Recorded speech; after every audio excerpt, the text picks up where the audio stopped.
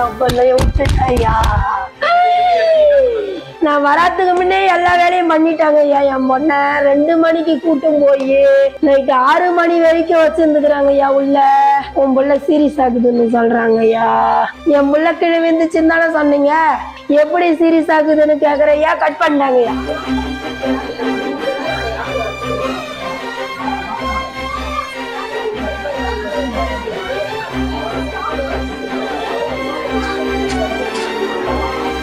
என் தங்கச்சியை நான் மார்ச்சரியில பாக்குறப்ப வெள்ளை துணியில போத்தி இருந்துச்சு. அவ உடம்புல துணி இல்ல, கழுத்து கிட்ட காயம் இருந்துச்சு. நான் பார்த்தேன்.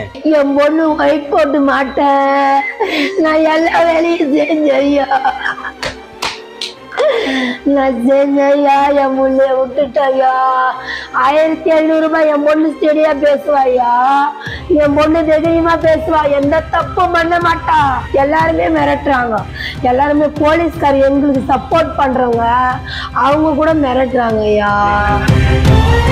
நான் உன் புள்ளைய கூப்பிட்டு விசாரிக்க போறேன்னு ஏயா என்கிட்ட சொல்லல, என்கிட்ட ஏயா சொல்லல. அவங்க காரணம் சொல்றதே அந்த 1500 ரூபாய் தான் காரணம் ஐயா. அது யாருன்னா நம்பர் மேரிக்குதாயா, அதை நம்பரை மேரிக்குதாயா. 1500 ரூபாய் காசுக்காக யாருன்னா உயிர் விடுவாங்களாயா. என் புள்ள குச்சிச்சு இல்லையா, அது கூட பதியா இருக்கு இல்லையா, அத்தை கூட காமிக்கலையா. எங்க வீந்துச்சுன்னு போய் பாக்கலான்னு போனா உனக்கு அம்மா வேணும் என்னன்னு பேரம் பேசுறாங்க ஐயா என்கிட்ட. என் தங்கச்சி கத்துற சத்தமும் கேட்டிருக்கா அந்த ரூமுக்குள்ள. நான் அவ கத்துற சத்தம் கேட்டு இருக்கே. நான் எனக்கு பணம் ஓணுன்ற மாதிரி என்ன, நான் வேற தொழில் கூட பண்ணிருப்பேன், நான் வேற தொழில் கூட பண்ணிருப்பேன். நான் கஷ்டப்பட்டு படிக்க வைக்கணும்னு ஆசைப்பட்டையா, நான் கஷ்டப்பட்டு படிக்க வைக்கணும்னு ஆசைப்பட்டேன்.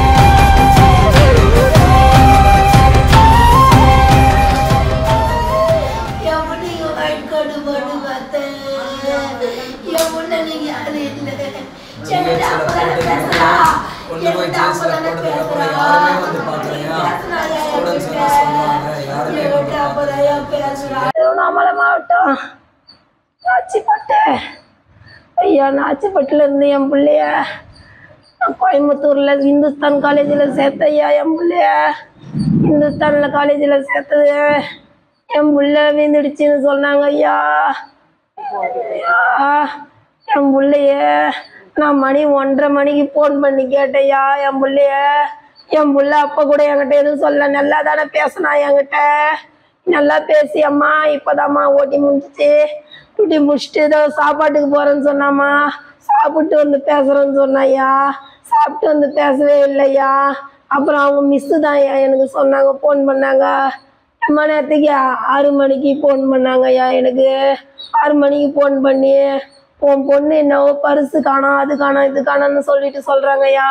கேட்டதுக்கு என் பொண்ணு பேகை செக் பண்ணீங்களான்னு கேட்டையா. பேகை செக் பண்ணன்னு சொன்னாங்க.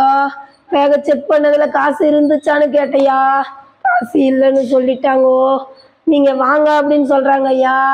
நான் வராதுக்கு முன்னே எல்லா வேலையும் பண்ணிட்டாங்க ஐயா. என் பொண்ணை 2 மணிக்கு கூட்டும் போய் நைட்டு 6 மணி வரைக்கும் வச்சிருந்துக்கிறாங்க ஐயா உள்ள. ஆனா எங்களுக்கு ஒண்ணுமே சொல்லலையா தகவல். 6 மணிக்கு தான் ஏன் சொல்றாங்க, அது கூட 6 மணிக்கு தான் ஏன் சொல்றாங்க. 2 மணிக்கு கூட்டும் போய் என் பிள்ளைய மிரட்டி எல்லா வேலையும் பண்ணிட்டு எல்லாத்தையும் முடிச்சுட்டு வந்து என்கிட்ட சொல்றாங்க ஐயா. என் பிள்ளை அதுக்கப்புறமேல்ட்டா கொஞ்ச நேரம் விட்டு கதை சொல்லிட்டு கட் பண்ணிட்டாங்கய்யா. திரும்பி நான் ஃபோன் பண்ணேன். நான் ஃபோன் பண்ணி என் பிள்ளை என்ன பண்ணீங்க ஏதுன்னு கேட்குறேன்யா. என் பிள்ளைகிட்ட பேசணும்னு கேட்குறேன்.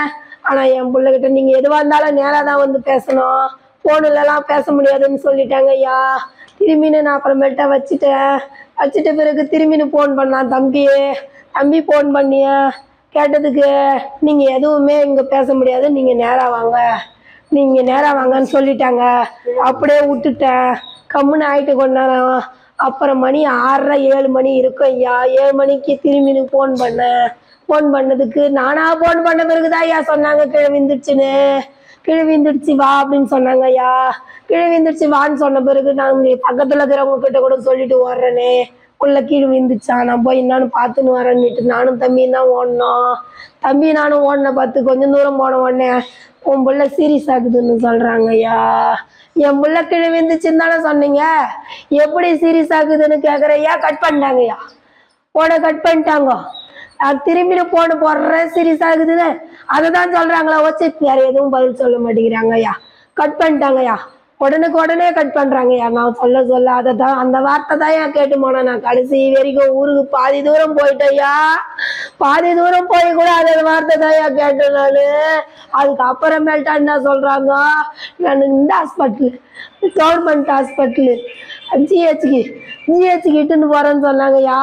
ஜிஹெச்சுக்கு இட்டு போறேன்னு சொன்ன பார்த்து ஜிஹெச்சுக்கு ஏன் இட்டு போறீங்க, இந்த ஹாஸ்பிட்டல்ல வீண்டாங்கன்னு சொல்றீங்களே, ஜிஹெச்சுக்கு ஏன் இட்டு போறீங்க, இந்துஸ்தான்ல தான் ஃபெசிலிட்டிஸ் இருக்குதுன்றாங்களே, அங்க பார்க்காத ஏன் ஜிஹெச்சுக்கு கூட்டு போறீங்கன்னு கேட்டையா. அப்போ எனக்கு எந்த பதிலும் சொல்லையா, கட் பண்ணிட்டாங்கய்யா, கட் பண்ணிட்டாங்கோ. அப்புறம் திரும்பின்னு போன் போட்டதுக்கு அப்ப கூட சீரியஸ் ஆகுதுன்னு தான் சொன்னாங்களா வச்சு, வேற எதுவுமே என்கிட்ட சொல்லலையா. ஐயோ அங்க போன நான் முக்காவாசி போன பிறகுதான் பாடி தாண்டிடுச்சு, பாடி செத்துருச்சு, உள்ள போயிடுச்சுன்னு சொன்னாங்கய்யா. விட்டுட்டாயா. ஐயோ எந்த ரீசன் சொல்லல, மேல இருந்து குச்சிட்டான்னு. அப்புறம் நான் அங்க போன பிறகுதான் எனக்கு தெரிஞ்சிச்சு மேல இருந்து குச்சிட்டான். ஐயா காசு எடுத்துட்டேன்னு சொன்னாங்க. ஐயா காசை என் பொண்ணு எடுக்கவே இல்லையா. 1500 ரூபாயா, லட்சக்கணக்குல ஐயா, லட்சக்கணக்குல போட்டு நான் படிக்க வைக்கிறேயா. என்ன பாருயா என் வீட்ட, நான் கூலி வேலை செய்யறையா, நான் கூலி வேலை செஞ்சையா, ஒரு வேலையா செய்யலையா. கோயில்ல வேலை செஞ்சேன், குப்பை பெருக்கணும், என் பொண்ணு ஒயிட் போட்டு மாட்டேன், நான் எல்லா வேலையும் செஞ்சையா, நான் செஞ்சையா. என் பொண்ணு விட்டுட்டாயா. 1500 ரூபாய் என் பொண்ணு ஸ்டெடியா பேசுவாயா, என் பொண்ணு தைரியமா பேசுவா, எந்த தப்பும் பண்ண மாட்டா, எதுவா இருந்தாலும் என்கிட்ட சொல்லுவாயா. நான் மாசம் நான் பணம் அனுப்புறையா, அது எப்படி என் பொண்ணு எடுப்பா. அங்க இருக்கிற ஸ்டூடெண்ட் எல்லாம் கேட்டா, ஐயோயோ அந்த பொண்ணு அந்த மாரி பொண்ணு கிடையாது, அந்த பொண்ணு மேல அப்பாண்டமா சொல்றாங்கன்னு சொல்றாங்க ஐயா. கடைசி வரைக்கும் என் பொண்ணைய மிரட்டுறாங்க ஐயா. எல்லாருமே போலீஸ்கார் எங்களுக்கு சப்போர்ட் பண்றவங்க, அவங்க கூட மிரட்டுறாங்க ஐயா. என்னையா பாடி வாங்கிட்டு போயிடு, ஸ்மெல்லு வந்துடும், பாடி வாங்கி போயிடு, ஸ்மெல்லு வந்துடும் அப்படின்னு சொல்றாங்க ஐயா. ஐயா எங்க கிட்ட என் புள்ளைய போஸ்ட்மார்டம் பண்ணணும்னா என்கிட்ட கையெழுத்து வாங்கி தானே ஐயா போஸ்ட்மார்டம் பண்ணுவாங்க. நான் பெத்த பொண்ணு, நான் கையெழுத்து போட்ட பிறகு தானே ஐயா போஸ்ட்மார்டம் பண்ணிருக்கணும். என்கிட்ட கையெழுத்தே வாங்கல ஐயா. ஒண்ணு. ரெண்டாவது என் புள்ளைய 2 மணிக்கு கூட்டு போனாங்க இல்லையா, விசாரிக்கும் போது பேரண்ட்ஸை வச்சுக்கிட்டு தானே ஐயா விசாரிச்சிருக்கணும். அவங்க என் புள்ளைய 2 மணிக்கு என் அறியாதவே கூட்டுன்னு போய் என் பிள்ளைய எக்ஸாம் எழுதினுச்சாயா. அந்த பசங்க சொல்லுதியா, எக்ஸாம் 1.5 பேப்பர் எக்ஸாம் எழுதுனா, அந்த எக்ஸாம் எழுதின பிள்ளைய விட்டு அவளை எல்லாரையும் விட்டுட்டு என் பிள்ளைய மட்டும் கூட்டுன்னு போனாங்களையா. ஐயோ கத்துற சத்தெல்லாம் கேட்டுச்சு. நாங்க இருக்கிற பசங்க எல்லாம் சொல்லுது, அலருது, கத்துச்சின்னு சொல்றாங்க ஐயா. எல்லாத்தையுமே என்ன பண்ணிட்டாங்க ஐயா. நான் பணம் கட்டினேயா, ஒரு பிள்ளைக்கு ஃபீஸ் கட்டலைன்னா, ஒரு மாசம் ஃபீஸ் கட்டலைன்னா எனக்கு மெசேஜ் போடுறீங்க இல்லையா, நான் ஃபீஸ் கட்டலன்னு. ஆனா என் பிள்ளைய நான் உன் பிள்ளைய கூப்பிட்டு விசாரிக்க போறேன்னு ஏயா என்கிட்ட சொல்லல, என்கிட்ட சொல்லாதவே என் ஜெல்லி ஒழிச்சிட்டாங்க ஐயா. என் ஜெல்லி சொல்லிக்கிறாயா, எதுவா இருந்தாலும் குட்டேஜ பாருங்கன்னு சொல்லிக்கிறாயா. ஐயோ என் பிள்ளைய என்ன மிரட்டினாங்கன்னு தெரியலையா. 2 மணிக்கு இட்டு போனவள 6:30 மணிக்கு விட்டாங்களாயா. 6 மணிக்கு 6:30ன்னு சொல்றாங்க ஐயா பசங்க. ஐயோ கேமரா ஃபுட்டேஜ் எங்க கிட்ட காமிக்கவே இல்லையா. கேட்டையா நாங்க, என் புள்ள 2 மணிக்கு உள்ள போச்சு இல்ல, அந்த ஃபுட்டேஜ காமிங்கன்னு கேட்டையா. அன்னைக்கு பொழுதுக்கு நடந்ததை காமிங்கன்னு கேட்டையா.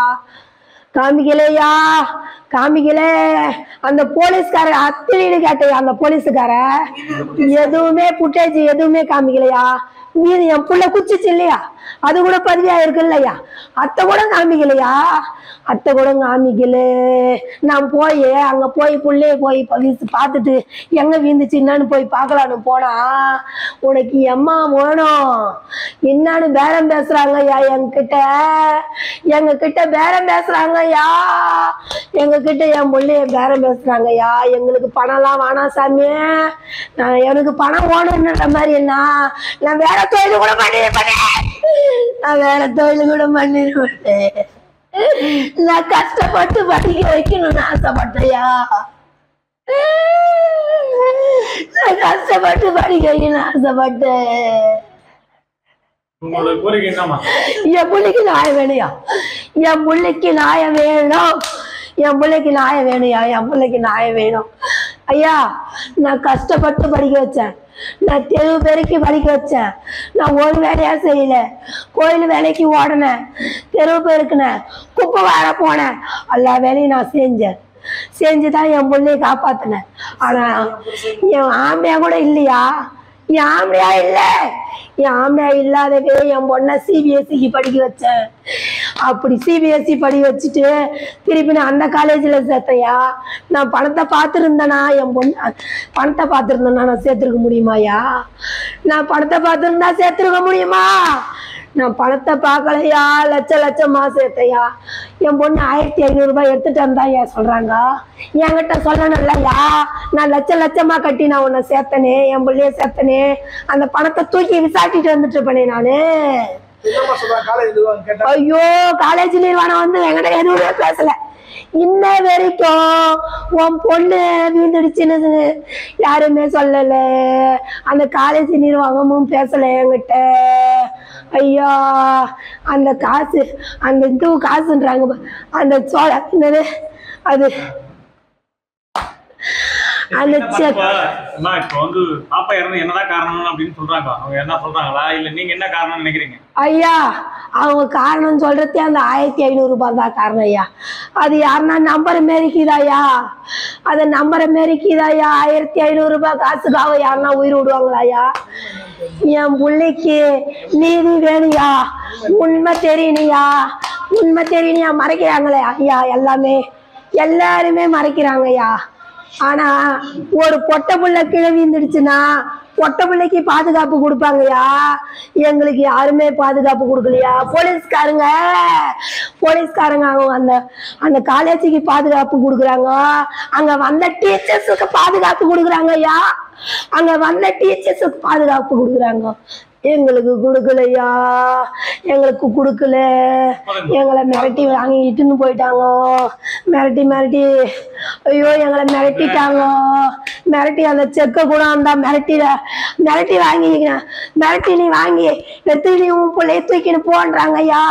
நீ செக்கு நீ வாங்கின்னு மிரட்டிட்டாங்க ஐயா எங்களை.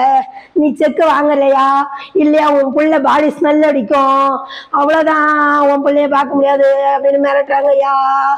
என் பிள்ளை எனக்கு என் பிள்ளைக்கு நியாயம் வேணுயா, என் பிள்ளைக்கு நியாயம் வேணும் சாமி, என் பிள்ளைக்கு நியாயம் வேணும். என் தங்கச்சியை வந்து ரூமில் கூட்டிக்கிட்டு போய் விசாரணை பண்ணியிருக்காங்க. ஸ்டூடெண்ட்ஸ் இதை தான் சொல்கிறாங்க. ஆனால் அந்த பிரின்சிபல் என்ன சொல்கிறாங்கன்னா, நாங்கள் ரூமில் கொண்டு போய் விசாரிக்கல, நாங்கள் வெளியே தான் விசாரிச்சேன்னு போய் சொல்கிறாங்க. ஸ்டூடெண்ட்ஸ் என்ன சொல்கிறாங்கன்னா, அலற சத்தமும் என் தங்கச்சி கத்துற சத்தமும் கேட்டிருக்கா அந்த ரூமுக்குள்ளே. நான் அவள் கத்துற சத்தம் கேட்டிருக்கே, இதுக்கு அவள் உள்ளே என்ன நடந்துச்சுன்னு எனக்கு தெரியல, உள்ளே என்ன நடந்துச்சுன்னு தெரியல. என் தங்கச்சிக்கு மென்டல் டார்ச்சர் கொடுத்தாங்களா இல்லை அவளை என்ன பண்ணாங்க எனக்கு எதுவுமே தெரியல. உள்ளே எத்தனை பேர் இருந்தாங்களோ எனக்கு தெரியல. ஸ்டூடெண்ட்ஸ் தான் எனக்கு சொன்னாங்க. என் தங்கச்சிக்கு ஒரு நியாயம் கிடைக்கணும். என் தங்கச்சிக்கு நடந்தது இனிமேல் யாருக்கும் நடக்கக்கூடாது. என் தங்கச்சிக்கு நடந்த மாதிரி எத்தனை பேருக்கு நடந்திருக்குன்னு தெரியல. என் தங்கச்சிக்கு ஒரு நியாயம் வேணும். என் தங்கச்சி இப்போ என் கூட இல்லை. நான் நேற்று தான் என் தங்கச்சியை சுடுகாட்டில் எரிச்சிட்டு வந்தேன். என் தங்கச்சி இப்போ என் கூட இல்லை.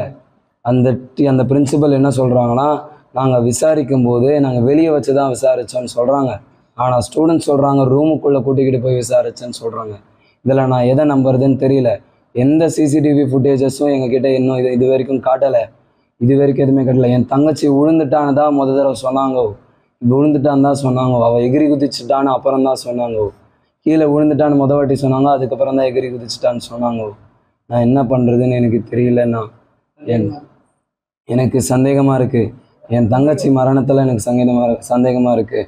அந்த போலீஸ் ஆஃபீஸர் என்ன சொன்னாருன்னா, அங்கே ஸ்ட்ரைக் பண்ணுற பசங்களை உங்களுக்கு இதனால் எதனா வரப்போதா, நீங்கள் கிளம்புங்கன்னு சொன்னதை நான் கேட்டேன், நான் பார்த்தேன். அவர் சொன்னதை நான் பார்த்தேன். அவர் அந்த கூட்டத்தை கலைக்க தான் பார்த்தாங்க. மெடிக்கல் ஸ்டூடெண்ட்ஸுக்கு எல்லாமும் தெரிஞ்சிருக்கு. என் தங்கச்சி மெடிக்கல் காலேஜுக்கு கூட்டிகிட்டு போகிறதுக்கு முன்னாடியே இறந்துட்டுருக்கா. போட்டுட்டு அனாமத்தாக போயிட்டாங்களா மெடிக்கல் காலேஜில். யாருமே வரலையா, யாருமே வந்து பார்க்கலையா. அந்த மெடிக்கல் ஸ்டூடெண்ட்ஸு சொல்லி தான் எனக்கே தெரிய வந்துச்சு. நான் என்ன பண்ணுறதுன்னு தெரியல. என் புள்ள வந்து 1 மணிக்கு எங்ககிட்ட பேசியிருக்கு, எங்கள் அம்மா கிட்ட பேசியிருக்கா. அவள் பேசியிருக்கா. பேசி நல்லா இருக்கியாம்மா, சாப்பிட்டியாம்மா, எப்படிம்மா இருக்க, அவனை போய் ஒழுங்காக படிக்க சொல்லு அப்படின்ட்டு என்னை என்கிட்ட சொல்லியிருக்கா. எங்கள் அம்மா கிட்ட சொல்லியிருக்கா. இந்த மாதிரி என் பிரியா சொல்லியிருக்கா. அவளை காணலை. நாங்கள் ஃபோன் போட்டோம். லஞ்சுக்கு அப்புறம் நாங்கள் ஃபோன் போட்டுக்கிட்டே இருந்தோம். அவள் ஃபோன் அட்டன் பண்ணலை. அவளோட மொபைல் ஃபோனை இன்ன வரைக்கும் எங்ககிட்ட கொடுக்கவே இல்லை. அந்த மொபைல் ஃபோனுக்கு என்னதான் ஆச்சுன்னு தெரியல, எங்ககிட்ட கொடுக்கவும் இல்லை. போலீஸ் ஆஃபீஸர்ஸ் வந்து எங்கக்கிட்ட எஃப்ஐஆர் காப்பி கொடுக்கவே இல்லை. எஃப்ஐஆர் காப்பி இன்ன வரைக்கும் எங்ககிட்ட யாருமே கொடுக்கவே இல்லை. என் தங்கச்சி கீழே விழுந்துட்டா, அவள் உடம்புல சில அடிபட்டு தான் பட்டிருக்குன்னு மட்டும்தான் சொன்னாங்கோ. ஆனால் கொஞ்ச நேரம் கழிச்சு உன் தங்கச்சி எகிரி குதிச்சிட்டான்னு சொல்கிறாங்க. நான் என்ன பண்ணுறதுன்னு தெரியல. கீழே விழுந்துட்டான்னு சொன்னாங்க, அதுக்கப்புறம் எகிரி குதிச்சிட்டான்னு சொல்கிறாங்க. நான் என்ன பண்ணுறதுன்னு தெரியல. மாற்றி சொல்கிறாங்க. போலீஸ் விசாரணை மேலே எனக்கு நம்பிக்கை இல்லை. தமிழக முதலமைச்சர் இதை பற்றி நீங்கள் பார்க்கணும். என் தங்கச்சிக்கு நடந்த நிலைமை வேறு யாருக்குமே நடக்கக்கூடாது இந்த தமிழ்நாட்டில். என் தங்கச்சி வெள்ளைக்கோட்டு போட்டுக்கிட்டு மருத்துவம் பார்த்துக்கிட்டு இருந்தா, ஒரு மெடிக்கல் ஸ்டூடெண்ட்டுக்கு இப்படி ஆயிருக்கு. நான் என்ன பண்ணுவேன்னு தெரியல. திரும்ப ஒரு வெள்ளைக்கோட்டு இறந்து போச்சு. தமிழ்நாட்டில் இந்த மாதிரி நடந்திருக்கு. என் தங்கச்சிக்காக எல்லாரும் குரல் கொடுங்க. ஒரு ஸ்டூடெண்ட்டுக்கு இப்படி நடந்திருக்கு, நீங்கள் தான் குரல் கொடுக்கணும். எனக்கு யாரையும் தெரியாது. எங்கள் அம்மா ஒரு துப்புரவு தொழிலாளி, கஷ்டப்பட்டு படிக்க வச்சாங்க. எனக்கு யாரும் இல்லை. தமிழ்நாட்டில் இருக்கிற எல்லா ஸ்டூடெண்ட்டும் சப்போர்ட் பண்ணணும். நீங்கள் மெடிக்கல் ஸ்டூடெண்ட்ஸ், அந்த கோவை மெடிக்கல் காலேஜ் ஸ்டூடெண்ட்ஸ் எல்லாம் சப்போர்ட் பண்ணணும். அவங்களுக்கு நிறைய விஷயம் தெரியுது. ஆனால் அவங்கள பேட்டி எடுக்க தடுக்கிறாங்க. அவங்க வீட்டில் கால் பண்ணி மிரட்டிட்டு இருக்காங்க. ஸ்டூடெண்ட்ஸ் கலைஞ்சு போயிட்டாங்க. கொஞ்ச நேரம் கழிச்சு அவங்க வீட்டில் கூப்பிட்டு மிரட்டி இருக்காங்க. அந்த ஸ்டூடெண்ட்ஸுக்கு தான் நிறைய விஷயம் தெரிஞ்சிருக்கு. என் தங்கச்சி இந்துஸ்தான் காலேஜில் இறந்துட்டுருக்கா. அவள் ஜிஹெச் கூட்டிகிட்டு போகும்போதெல்லாம் இறந்துட்டுருக்கா. வரும்போதே இறந்து தான் வந்தான்னு சொல்கிறாங்க. என் தங்கச்சியை நான் மார்ச்சரியில் பார்க்குறப்போ வெள்ளை துணியில் போத்தி இருந்துச்சு. அவள் உடம்புல துணி இல்லை, கழுத்துக்கிட்ட காயம் இருந்துச்சு. நான் பார்த்தேன். அவள் மூக்குக்கு கீழே ஏதோ ஒரு சளிதான் நினைக்கிறேன், சளி மாதிரி என்னவோ இருந்துச்சு. நான் அதை பார்த்தேன். நான் இந்த போஸ்ட்மார்ட்டங்கிற வார்த்தையே என்கிட்ட சொல்லலை. எங்கள் அம்மாக்கிட்டேயும் சொல்லலை, எங்கள் மாமாக்கிட்டேயும் சொல்லலை. நாங்கள் இருந்தோம் அந்த இடத்துல. இந்த வார்த்தையை எங்ககிட்ட சொல்லலை. போஸ்ட்மார்ட்டங்கிற வார்த்தையே எங்ககிட்ட சொல்லலை அவங்க. நாங்கள் அந்த இடத்துல தான் இருந்தோம். நான் என் தங்கச்சியை தொலைச்சிட்டேன். 1500 ரூபாய் தொலைச்சதுக்கு என்ன ஆதாரம் இருக்குது? அவள் திருடனத்துக்கு என்ன ஆதாரம் இருக்குது? இது 1500 ரூபாய் பிரச்சனைன்னு எனக்கு சந்தேகமாக இருக்குது. என் தங்கச்சி என்னவோ உள்ள அந்த ரூமுக்குள்ளே என்னவோ பண்ணியிருக்காங்கோ. என் தங்கச்சி எகிரி குதிச்சதே எனக்கு சந்தேகமாக தான் இருக்குது. அவள் எகிரி குதிச்சிருக்க மாட்டா. அவள் தைரியமான பொண்ணு. அவள் சொல்லியிருக்கா, நீங்கள் வேணால் சிசிடிவி கேமராவை செக் பண்ணிக்கோங்க. என்ன கேட்காம, எங்கள் அம்மாவை கேட்காம எப்படி விசாரணை பண்ணலாம்? நீங்கள் என்ன ஜட்ஜா? நீங்கள் என்கிட்ட சொல்லணும் இல்லை? என்கிட்ட சொல்லவே இல்லை. என் தங்கச்சி எக்ஸாம் எழுதிட்டு இருந்திருக்கா. அவளை பாதியிலே எழுப்பி கூட்டிகிட்டு போயிருக்காங்க. கூட்டிக்கிட்டு போய் என்ன பண்ணாங்கன்னு தெரியல. அந்த ஒரு நாள் பூரா என்ன நடந்துச்சுங்கிற ஃபுட்டேஜ் எங்களுக்கு தெரியணும். அந்த ஒரு நாள் பூரா நடந்த ஃபுட்டேஜே எங்களுக்கு தெரியணும். அந்த ரூமுக்குள்ளே யார் யார் இருந்தாங்க, அந்த ரூமுக்குள்ளே என்னென்ன பேசினாங்க, அது எல்லாமும் எனக்கு தெரியணும். அந்த ஃபுட்டேஜ் எனக்கு வேணும். இது வரைக்கும் என்கிட்ட எந்த ஃபுட்டேஜும் அவங்க காட்டலை. போலீஸ் டிபார்ட்மெண்ட்லேருந்து அவங்க காட்டலை. எங்கள் அம்மாவை மிரட்டிட்டு இருக்காங்க. நான் என் தங்கச்சிக்கு என்ன நடந்ததுங்கிற உண்மை தெரிஞ்சால் மட்டும் போதும். என் தங்கச்சிக்கு நடந்த மாதிரி இனிமேல் இந்த தமிழ்நாட்டில் இருக்கிற ஒரு பொண்ணுக்கும் நடக்கக்கூடாது. திருவண்ணாமலை மாநகரத்துக்கு உட்பட்ட நொச்சிமலை நாச்சிப்பட்டை சேர்ந்த அனுப்பிரியா நேற்று முன்தினம் கோவையில் தற்கொலை செய்து கொண்டார் என்ற செய்தி ஊடகம் மூலமாக தெரிந்து கொண்டோம். அவர்களை பெற்றோரை சந்தித்த போது எங்களை உங்கள் குழந்தை அடிபட்டு இருக்கிறது வாருங்கள் என்று தான் அழைத்தார்கள். கோவை சென்ற பிறகுதான் எங்களுக்கு தெரியும் மாடியிலிருந்து குதித்து இறந்து விட்டார் என்ற செய்தியை சொன்னார்கள் என்று சொன்னார்கள். முழுமையாக விசாரித்த போது அந்த கல்லூரி நிர்வாகம் இவர்களை மிரட்டி அந்த அனுப்பிரியாவின் பூத உடலை இவரிடம் கொடுத்திருக்கிறார்கள். மாணவர்கள் போராட்டத்தில் ஈடுபட்டிருக்கிறார்கள். மாணவர்களை கலைப்பதற்காக அவங்க கல்வி உங்க அடுத்த கட்ட கல்வி இருக்காது என்று மிரட்டி அந்த கூட்டத்தை கலைத்திருக்கிறார்கள். தமிழக முதல்வர் அவர்களே, இந்த நாட்டில் ஒரு ஏழை குடும்பத்தை சேர்ந்த பெண் துப்புரவு பணியாளராக இருந்து தன் பெண்ணை ஒரு பிஎஸ்சி அக்ரிகல்ச்சர் படிக்க வைப்பது என்பது எட்டாத கனி. அந்த வேலையை திருவண்ணாமலையை சேர்ந்த அம்மையார் வானதி அவர்கள் அந்த பிள்ளையை படிக்க வைப்பதற்காக இரவும் பகலுமாக கூலி வேலை செய்து மேல் படிப்பு படிக்க வைத்திருக்கிறார். அப்பேற்பட்ட பெண்ணை ஒரு ரூபாய் 1500 என்பது ஒரு பணமே இல்லை. ரூபாய் 1500க்காக ஒரு உயிரை, ஒரு இளம் சிறாரை, வாழ வேண்டிய ஒரு பெண்ணை அழித்திருக்கிறார்கள். அது கொலையா தற்கொலையா என்றே தெரியவில்லை. ஏனென்று கேட்டால் அவர்கள் சொல்வது தற்கொலை. அதற்கான ஆதாரத்தை பள்ளி நிர்வாகம் வெளியிட்டிருக்க வேண்டும், மருத்துவ நிர்வாகம் வெளியிட்டிருக்க வேண்டும், இவர்களின் உடைமைகளை இவரிடம் கொடுத்திருக்க வேண்டும். அந்த அருமை இறந்த அனுப்பிரியாவின் உபயோகித்த அத்தனை பொருளையும் இவர்களை கொடுத்திருக்க வேண்டும். குறிப்பாக அனுப்பிரியாவின் செல்லை இவர்களை கொடுத்திருக்க வேண்டும். எந்த விதமான பொருளையும் கொடுக்காமல், அனுப்பிரியாவை சம்பந்தப்பட்ட எந்த பேச்சையும் பேசாமல் அந்த பிள்ளையை 2 மணிக்கு அழைத்து சென்று மாலை 6 மணி வரைக்கும் அந்த ரூமிலே துன்புறுத்தி இருக்கிறார்கள். அது எப்பேற்பட்ட துன்புறுத்தல் என்பது எங்களுக்கு தெரியாது. ஏனென்று கேட்டால் அங்க சொல்லிய கேள்விதான், பிள்ளையின் அலறல் சத்தம் கேட்டிருக்கிறது, கத்தல் கேட்டிருக்கிறது. அப்ப ஒரு பெண்ணுக்கு ஒரு ரூம் உள்ளே கத்தல் சத்தமும் அலறல் சத்தமும் எதற்காக கேட்கும் என்பதை இந்த அரசு உணர வேண்டும். அந்த பிள்ளை மாடிலிருந்து குதித்து தற்கொலை செய்து கொண்டதா, இல்லை இவர்கள் கொலை செய்துவிட்டு தூக்கி எறிந்தார்களா என்ற உண்மை தமிழக முதல்வர்கள ஒரு ஏழ்மையான குடும்பம் இன்று பாதிக்கப்பட்டிருக்கிறது. இந்த ஏழை பெண்ணிற்கு நீதி வழங்க வேண்டும். இந்த நீதி தமிழகத்தில் இனி எந்த ஒரு பெண்ணிற்கும் இதுபோல் சம்பவம் நடந்துவிடக் கூடாது என்ற நீதியாக இருக்க வேண்டும். நாங்கள் முழுமையாக தமிழக முதல்வரை நம்புகின்றோம். காவல்துறை இவர்களை மிரட்டி இருக்கிறது. உடலை வாங்கிக் கொள்ளுங்கள், நாத்தரிக்கும் என்று சொல்லி இருக்கிறது. முறையாக இவரிடம் கையெழுத்து பெற்றிருக்க வேண்டும் போஸ்ட்மார்ட்டத்திற்கு, அதுவும் பெறவில்லை. இவர்களை மிரட்டி ஒரு செக்கை, ஒரு தாளை கையில் அழுத்திருக்கிறார்கள். இது போன்ற செயலெல்லாம் செய்ய வேண்டிய கட்டாயம் அந்த கல்லூரிக்கு ஏன் வந்தது என்பதை தமிழக முதல்வர் இதை முழுமையாக விசாரிக்க வேண்டும். இந்த விசாரணையில் தோல்வி ஏற்பட்டால் கோயம்புத்தூரில் யாதவ சமூகத்தை சார்ந்த சொந்தங்களை திரட்டி யாதவ மக்கள் இயக்கம் சார்பாக அந்த கல்லூரி முன்பு நீதி கிடைக்க வரும் போராட்டத்தை நாங்கள் ஏற்படுத்தும் என்பதை இந்த தொலைக்காட்சி வாயிலாக தமிழக மக்களுக்கு நான் அறிவுறுத்துகின்றேன். நன்றி.